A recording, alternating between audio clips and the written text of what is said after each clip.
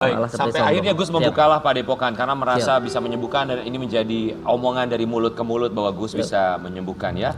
Kemudian ada Padepokan dan kemarin juga sempat menjadi viral di media sosial ada seorang pesulap merah yang mencoba membongkar yang disebut sebagai trik di media sosial, dibongkarlah, betul, dibongkarlah di media sosial. Kemudian saat itu juga akhirnya seorang Gus Samsudin memberikan undangan kepada pesulap merah untuk datang langsung ke Padepokan Gus Samsudin di Blitar.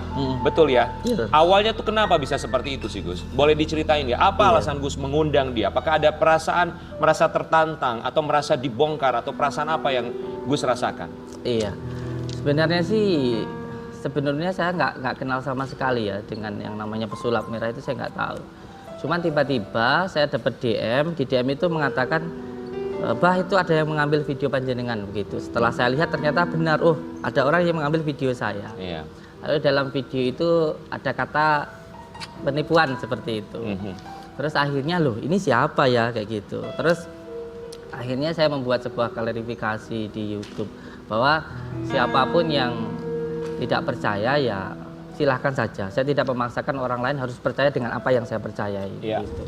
Tetapi kalau ingin mengetahui secara langsung ya silahkan datang kan begitu. Terus pada akhirnya beliau datang ke Padepokan. Sayangnya tidak klarifikasi dulu ke saya, tidak telepon dulu atau bagaimana. Oh langsung datang aja?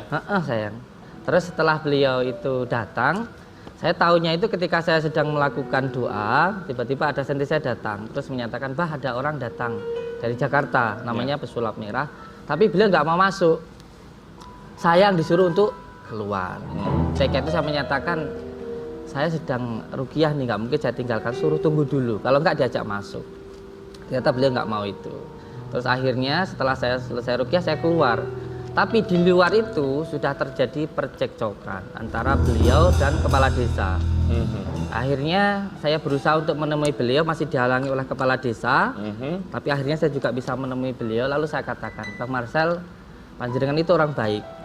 Maka kalau mau melakukan sesuatu hal yang baik harus dilakukan dengan cara yang baik.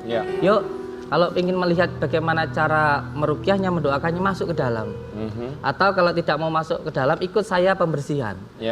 Karena kalau panjenengan ingin melihat santet, ya harus di tempat orang yang terkena santet begitu. Apalagi panjenengan itu kan backgroundnya adalah seorang pesulap yang biasanya menggunakan trik untuk hiburan atau menggunakan tipuan untuk hiburan lah begitu. Dan saya ini adalah seorang al-hikmah yang dimana jalurnya ini adalah kegoiban, keimanan.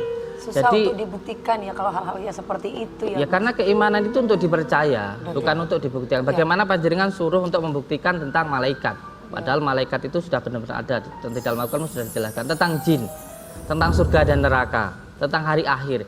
Itu kan sesuatu hal yang pasti ada, tetapi kan itu bukan untuk dibuktikan, tapi untuk dipercayai begitu. Sulit dijelaskan. Siap. Nah, ketika saya melakukan ruqyah terus tiba-tiba ada orang yang muntah paku, sebenarnya saya ada buku ronsennya. Ada orang yang di ronsen, di dalam tubuhnya ada paku dan sebagainya. Lah itu kan di luar dari kenalan kita, karena memang dunia ini kan ada yang nyata, ada yang gaib. Ada laki-laki, ada perempuan dan lain sebagainya.